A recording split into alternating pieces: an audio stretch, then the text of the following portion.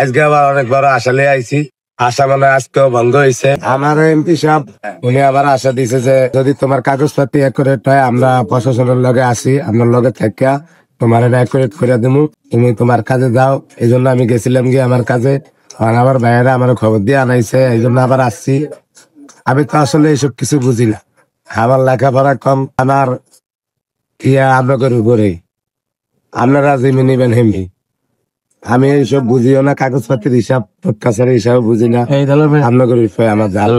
আর আমার এমপি সাহেবের উপরে আমার দরবার যে হেনে আমারে বলছিলেন যে আমরা আছি তোমার লগে, তোমার কোনো টেনশন নাই, তোমার একটা কাগজ কলম কিনোর একটি খরচ হবে না। এই পর্যন্ত আমার 1 টাকা খরচ হয়ও না, কেউ আমার তলে চায়ও না।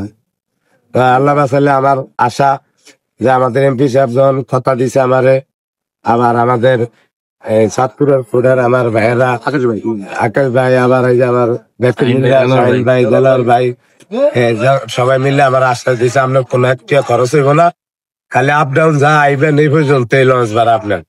আপনার যদি জায়গা জমি এক করে হয় অবশ্যই আপনি পাইবেন, আপনি নিশ্চিত জানবেন। এই আশা করে গেছি। আজকে আবার অনেক বড় আশা লিয়ে আইছি। মানে আল্লাহ বাঁচালে আশা মানে আজকেও ভঙ্গ হয়েছে।